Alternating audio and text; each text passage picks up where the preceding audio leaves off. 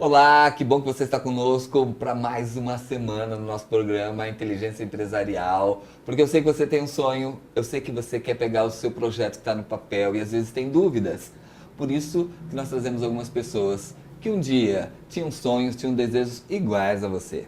Pessoas que não tinham poupança, pessoas que não receberam herança, pessoas que tinham, sabe o quê?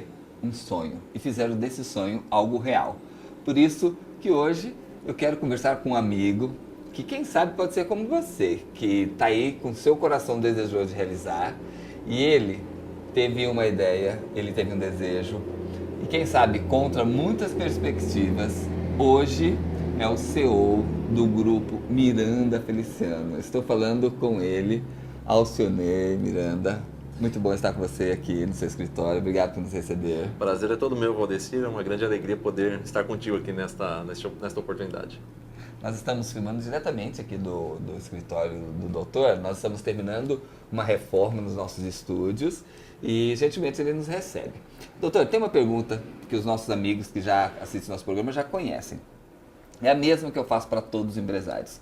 Conta-se a história, não se sabe se essa história é verdadeira, possivelmente não foi exatamente assim. Mas Isaac Newton estava sentado embaixo de uma árvore, aí pum, cai uma maçã na cabeça dele. E ali deu aquele uau! E dali, então, ele começou a escrever e criar as leis. Então eu costumo dizer que o empresário tem um momento, todo empreendedor teve um momento que a maçã caiu na cabeça dele e ele falou, eu não vou ser empregado, eu quero empreender, eu quero sair da situação que eu estou. Aconteceu com você esse insight? Sim, aconteceu. Valdecir, eu vim de uma família de comerciantes, né? Então, os meus pais tinham loja aqui no centro de Embu, os meus tios, meus primos, família toda de comerciante.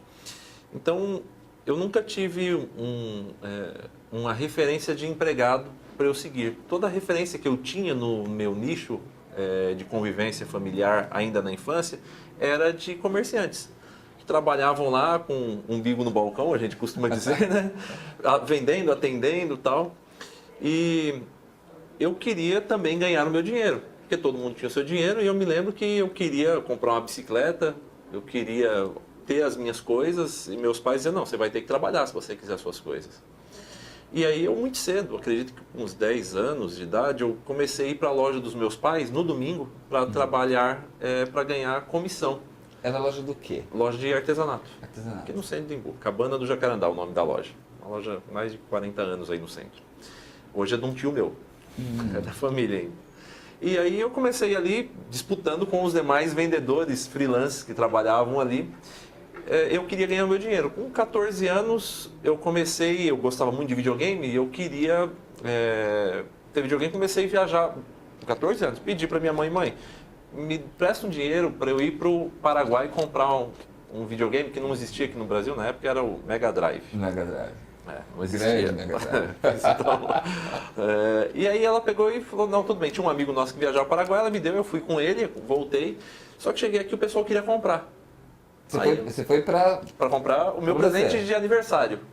E o Natal, aniversário, ela me deu na época. Acho que me deu $300, não sei. Tinha 14 anos para ser mais exato. Foi 14 anos, a primeira vez que eu fui para o Paraguai.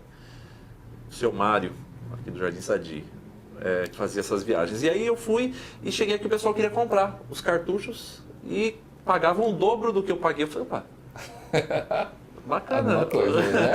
14 anos de idade, eu comecei a vender.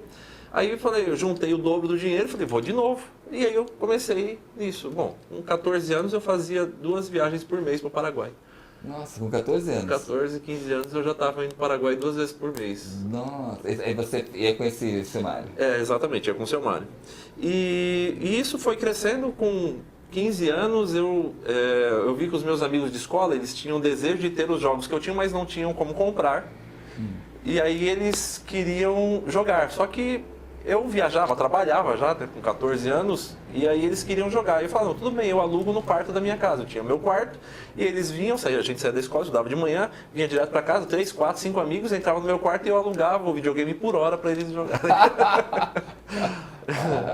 Porque já estava no sangue, eu aprendi isso com os meus pais, né? Então eu não sabia fazer diferente, eu nunca procurei emprego, eu nunca procurei um emprego para trabalhar com carteira assinada. Você nunca entregou um currículo? Nunca entreguei um currículo na minha vida.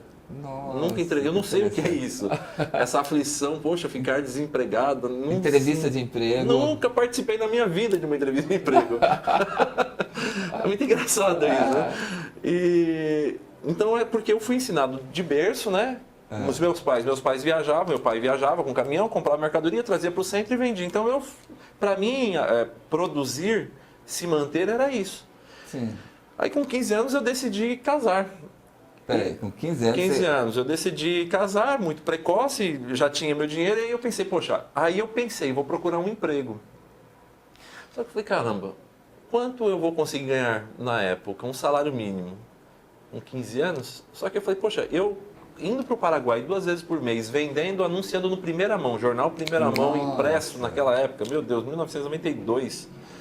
Aí eu falei, eu ganho 3 salários mínimos aqui. Para que eu vou procurar? Não vou procurar nem emprego. Foi a única vez que eu cogitei a possibilidade de procurar um emprego porque eu queria casar. Mas eu falei, não vou, eu vou me virar. Bom, e fiz. Então, essa maçã que caiu na cabeça, na verdade, eu acho que foi...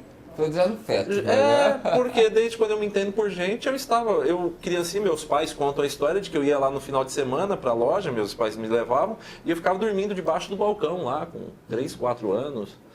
Então, é assim... Por osmose, você já estava aprendendo. Eu aprendi a empreender com os meus pais pela convivência. Meu pai, eu viajava às vezes com meu pai, ele comprava mercadoria por 10, chegava aqui e vendia por 20, por 30. Então, para mim, isso era produzir, se tornar um ser produtivo. Interessante. Nosso programa, o título é Inteligência Empresarial.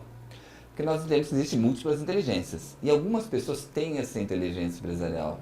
Já, em muitos casos, é nato, ela pode ser aprendida, mas praticamente você foi educado com ela. Exatamente. Logo do começo. E é interessante, Valdecir, que não é apenas um caso que ocorreu comigo, mas eu, minhas irmãs, os meus tios, os meus primos. Hoje, aqui no centro de Imbu, tem 15 lojas da minha família. Nossa. Eu não me lembro de ter primos empregados. Agora estou pensando aqui, mas todos eles têm um próprio negócio. Todos, porque nós somos...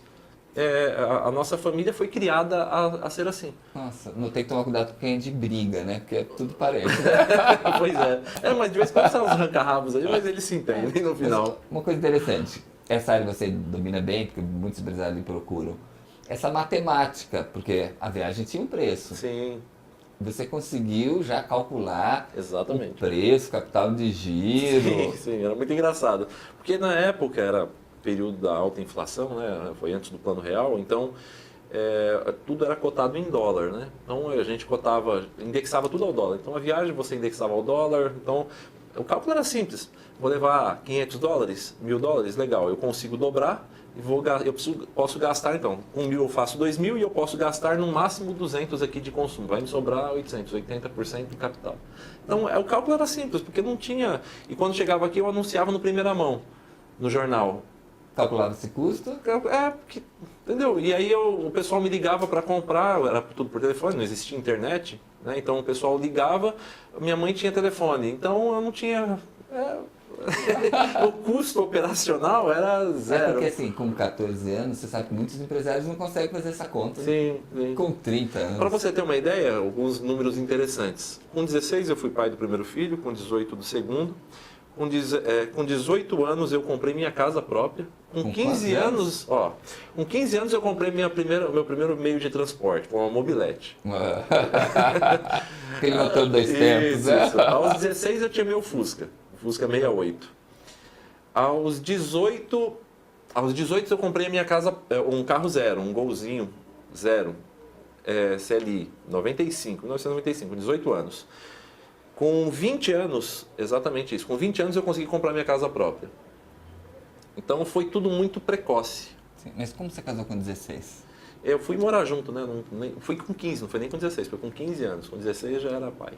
Não, com 14 você começou a sua empresa. Meu negócio em casa. Beleza, Feliciano Importações. Exato.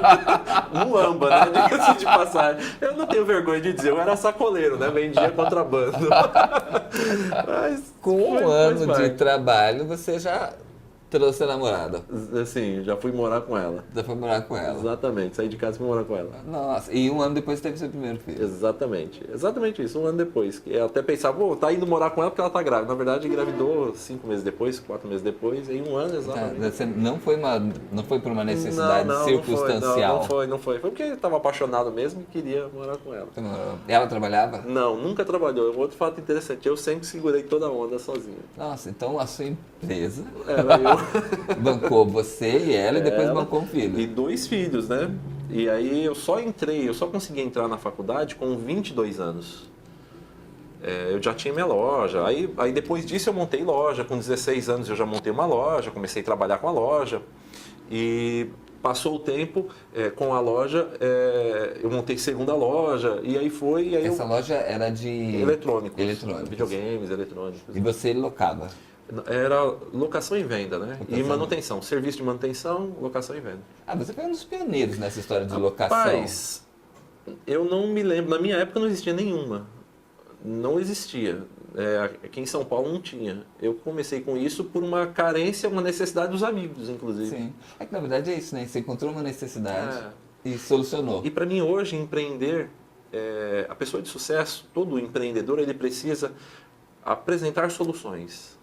Então, as pessoas têm problemas, têm carências, têm necessidades. Aquele que sai na frente e cria uma solução inovadora, ele vai ganhar dinheiro com isso. Entendeu?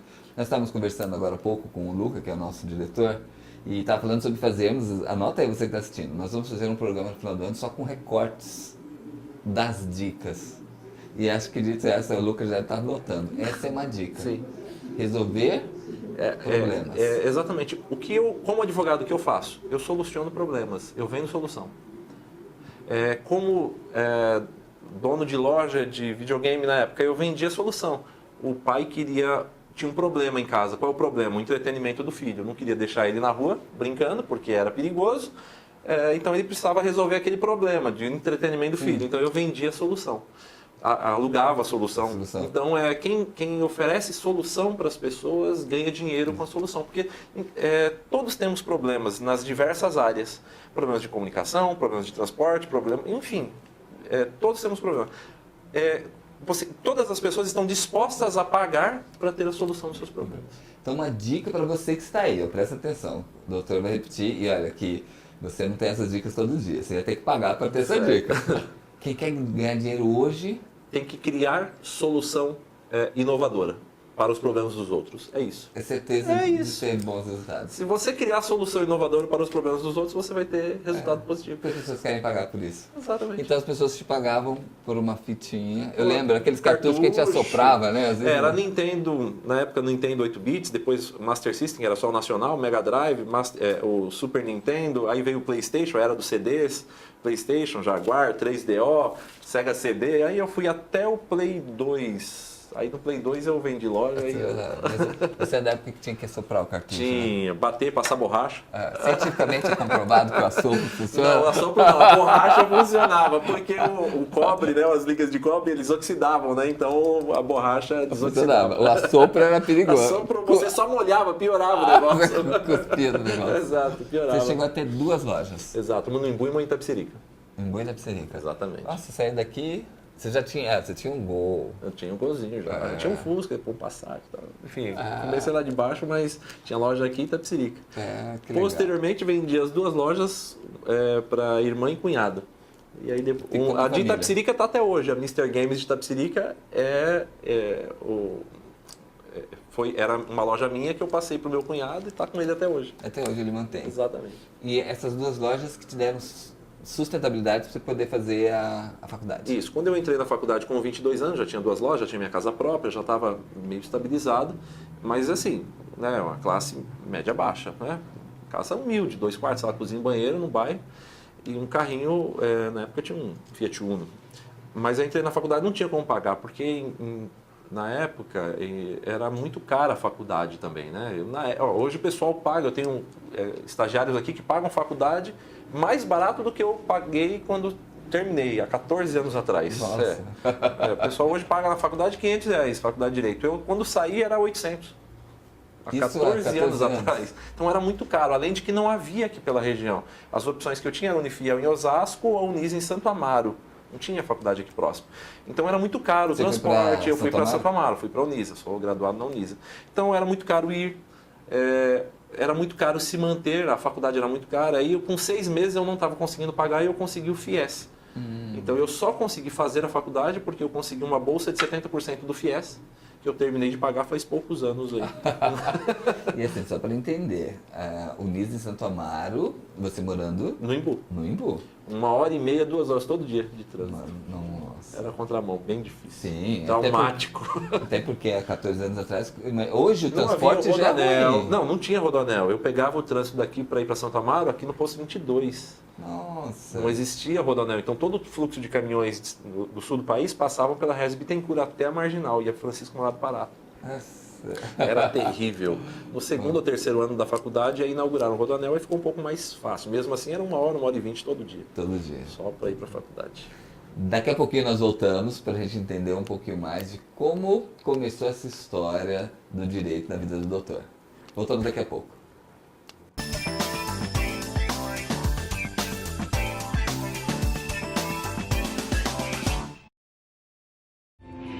Eu estudo no Colégio Adventista, pois esta é a minha base.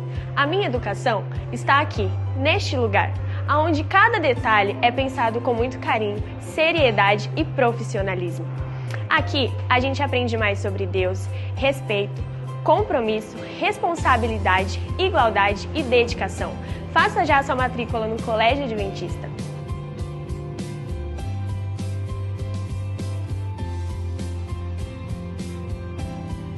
Em qual lugar do mundo você quer acordar? Realizamos seu sonho de viajar para todos os destinos que você escolher. Chame agora no WhatsApp 981 33 52 29. Os melhores preços, a melhor consultoria do mercado. Não arrisque, não tenha surpresas desagradáveis. Faça seu orçamento ainda hoje. Será uma satisfação atendê-lo. 981 33 52 29. Rique Turismo.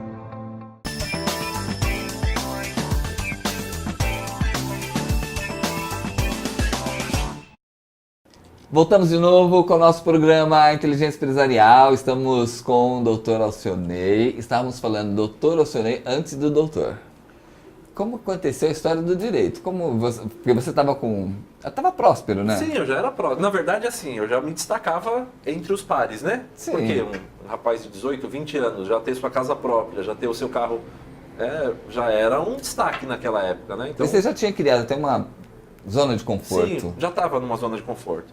Mas eu sou movido por desafios. E aí, eu comecei a analisar, Valdeci, o seguinte, que as pessoas que mais cresciam, elas tinham uma graduação em Direito.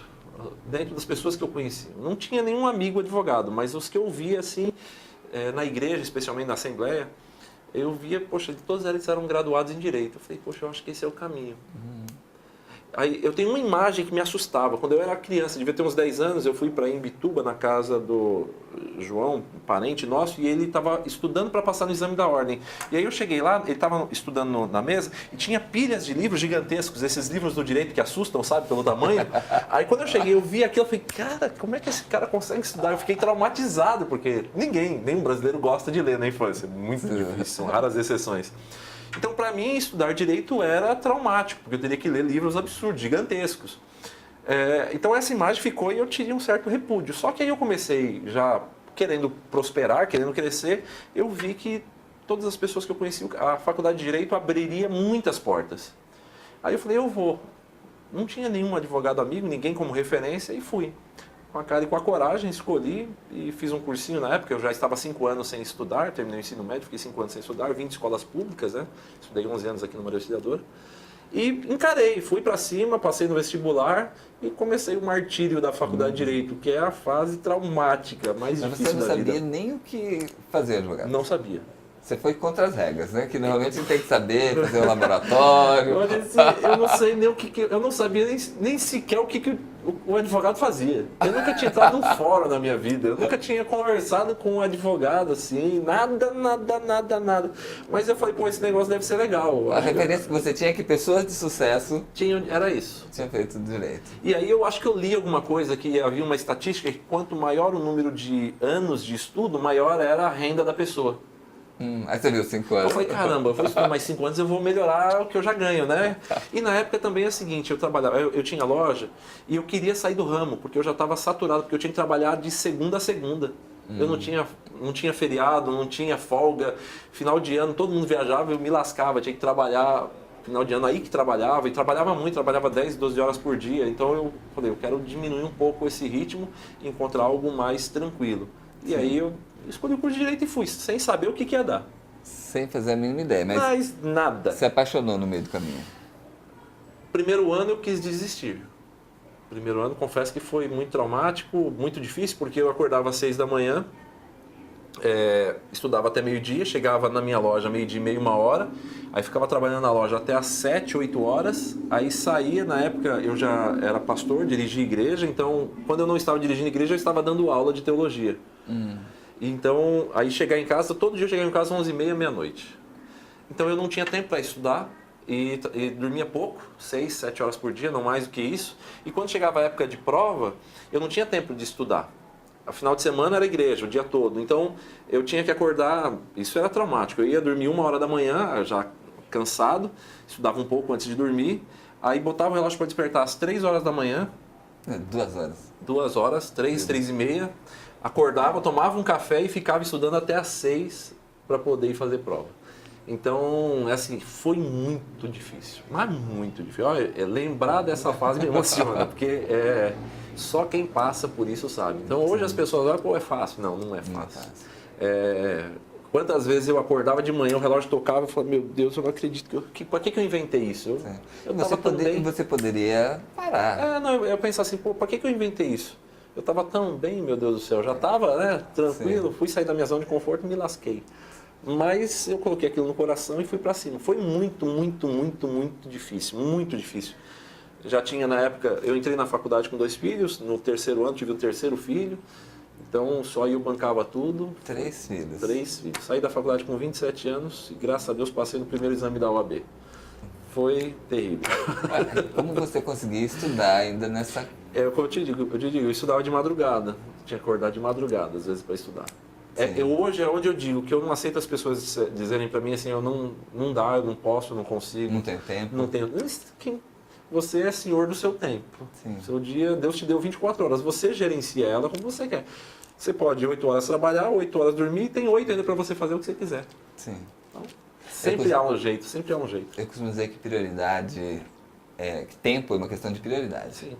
Se for importante, eu vou conseguir tempo. Se me der uma dor de barriga aqui agora, se der em você, nós não temos tempo para parar essa gravação, mas a gente vai criar um tempo. Vamos. Minha esposa costuma dizer o seguinte, às vezes ela é da área de educação física, da área de saúde. Você fala que não tem tempo. Se você tiver uma doença grave, se você tiver um câncer, você acha tempo. Acha tempo, sempre tem tempo. Você acha dinheiro. Sim. Sempre. É questão de prioridade. Prioridade. Mas e valeu a pena. Olha, o período de 5 anos da faculdade foi muito difícil. Eu cheguei no final da faculdade porque eu tive que abandonar um pouco os meus negócios. Então, no meio da faculdade eu vendi uma loja. Quando eu terminei a faculdade, eu estava totalmente endividado, rolando dívidas, os negócios foram mal, porque eu me dediquei na faculdade, né? Eu queria sair do ramo, então me dediquei. Só que aí chegou, legal, terminei e falei, e agora? O que eu vou fazer? Um bacharel em Direito não é nada. Estudei para fazer o exame da ordem, passei na primeira fase, me dediquei e passei na segunda fase. Legal, e agora? O que eu faço como advogado? Você vai trabalhar com algum? No terceiro ano da faculdade, como eu importava mercadorias e vendia no atacado também, no terceiro ano eu já tinha uma sala, inclusive nesse prédio aqui, aí alguns advogados queriam montar um escritório, eu estava no terceiro ano como estagiário, falei, olha, eu já tinha uma estrutura financeira, eu alugo, vocês entram e eu aprendo com vocês. Fiquei 1 ano e meio com eles, mais ou menos, né? Então eu já era dono do escritório de advocacia. Você era estudante? Mas já era sócio. Nunca ganhei R$1, só paguei naquela época. Mas aí serviu de experiência para conhecer um pouco da rotina, mas eles também não tinham experiência nenhuma, aprenderam ali na marra. Terminando a faculdade, passei no exame e falei, poxa, agora eu quero começar do zero e vou cair de cabeça. E montei o escritório, comecei a me dedicar full time para captar clientes. Eu pegava cartão, colocava no bolso, eu era sozinho, então eu deixava uma recepcionista no escritório, e aí eu ia para a padaria, ficava lá, encontrava alguém e falei, meu Deus, tem que chegar alguém que eu conheça, né? Chegava alguém, oi, e aí, como é que você tá? Eu de terno e gravata, como é que você tá? Tudo bem? Tudo bem? Então, tá fazendo o quê? Era a pergunta que eu sempre jogava. Tá fazendo o quê? Ah, tô trabalhando, tá. Aí eu já... Ele sempre devolvia, e você? Aí eu falava, tô advogando, tá aqui meu cartão, se precisar de alguma coisa. Se precisar de alguma coisa, puder indicar para alguém, tá aqui, leva mais 2, 3 cartões. Então eu literalmente captei clientes na padaria, inclusive do Adalberto, Belas Artes. Que legal. Semana passada, nossa entrevista com ele, que legal. Então, e foi assim, e aí na igreja, eu ia na igreja, ia sair para pregar em algumas igrejas e tal, e aí levava o cartão no meio da administração, aproveitava para dizer que era advogado e se precisasse de alguma coisa, estava à disposição. Era uma forma, dando aula de teologia ao final das aulas, né, sempre... Então foi usando o network, os relacionamentos, que eu fui começando a captar, e assim, aconteceu. eu sei que na faculdade não ensina isso. Nada. Na verdade, foi a sua bagagem já como empresário. Olha, eu vou dizer algo que eu digo para os advogados que trabalham comigo aqui. A faculdade ensina basicamente a escrever um pouco do direito, a estudar um pouco, e a fazer um pouco de sustentação oral, de defender tese, mas muito pouco, básico. A faculdade não te dá nada, absolutamente nada de base de administração de um escritório. E aí eu acho que eu saio na frente porque eu tinha a minha experiência já como empresário. Sim. Então as minhas lojas eram lucrativas, eu já sabia o que era uma margem de lucro, já sabia o que era um fluxo de caixa, já sabia o que era um plano de contas, né? Com as minhas lojinhas, eu fiz muitos cursos do Sebrae na época, quando eu tinha loja ainda, que eu sempre quis estudar, ir bem naquilo. Então quando eu me tornei advogado, eu já tinha essa bagagem de gestão, sabia fazer gestão de negócio, que a faculdade não ensinou. E uma outra coisa que eu sabia bem era vender, porque a minha vida toda eu era vendedor. Só para você ter uma ideia, na faculdade, eu ia para a faculdade e aí lançaram aqueles GPS com o aplicativo iGo. E aí eu sempre gosto de tecnologia, gostei de tecnologia, comprei. Aí quando chegou na faculdade, o pessoal, pô, senhor, onde você comprou tal? E eu tinha os meus fornecedores da época da loja ainda. Aí eu paguei 100, o pessoal, rapaz, você pagou quanto? Eu falei, olha, eu te vendo por 200. Quero. Não, beleza, pronto, vendi o que eu comprei. Não tem mais alguém que quer? Não, beleza, eu quero. Bom, comecei a vender eletrônicos na faculdade, dentro da faculdade, porque estava no sangue. Então, quando eu saí e comecei a advogar, uma coisa é você vender um produto que você tem que saber as qualidades, falar bem dele, gramatura e tal. Outra coisa é você vender um serviço que você sequer pode garantir o resultado. Eu tive que aprender, né, a vender um serviço. Mas eu já tinha lábia, né, o traquejo de vendas. Eu acho que isso foi um dos diferenciais na minha vida. Porque a faculdade não ensinou, mas a vida havia me ensinado. O escritório foi aqui mesmo? Você começou? Foi. Eu iniciei nessa salinha aqui. Essa salinha eu aluguei, aí aqui era dividido, então aqui era... Eu fiz a divisória, eu pintei, eu coloquei esse piso, que era carpete, aqui eu tirei, aluguei, coloquei piso. E eu mesmo, trabalhando de azulejista aqui. E aí foi, ali era a recepçãozinha, aí foi, depois peguei a segunda sala, a terceira, a quarta, a quinta, com 5 anos. Com 3 anos eu estava com as 5 salas, com 5 anos eu peguei um andar de baixo. Andar de baixo. Com 10 anos eu peguei o prédio do lado. Hoje a gente tem 40 colaboradores. 40 colaboradores. O grupo hoje é formado por quais empresas? 4 empresas, né? A Miranda Feliciano Sociedade de Advogados, que foi a primeira, precursora. Os próprios clientes começaram a demandar o serviço de contabilidade, aí nós montamos a Miranda Feliciano Contábil. Aí depois nós montamos a Miranda Feliciano Serviços, que é uma empresa que presta serviço para as nossas próprias empresas, para alguns clientes, gestão financeira e gestão de qualidade. E aí montamos uma outra empresa agora, que é a Miranda Feliciano Projetos. A minha irmã Letícia, ela é arquiteta, então projetos AVCB, CETESB e construção, conservação, tudo que é projeto. E depois montei agora a Miranda Feliciano Rent a Car, locação de veículos também. Essa é fresquinha. Mas já estamos com uma frota aí de alguns veículos. Olha só que legal. Demanda. Na cidade de Embu mesmo. Olha só como é que surgiu essa ideia. Alguns amigos nossos desempregados queriam trabalhar em razão da crise de 3, 4 anos atrás. E aí eles precisavam trabalhar. O senhor me arruma um emprego, arruma um emprego. O cara tinha carteira de habilitação, Uber, e ele não tinha carro. Eu disse, então, eu compro o carro, alugo, e você me paga um aluguel, e você coloca no Uber e rentabiliza. Bom, arrumei serviço para algumas pessoas aí que hoje ganham dinheiro com os carros que eu alugo. Você gerou emprego e uma nova empresa.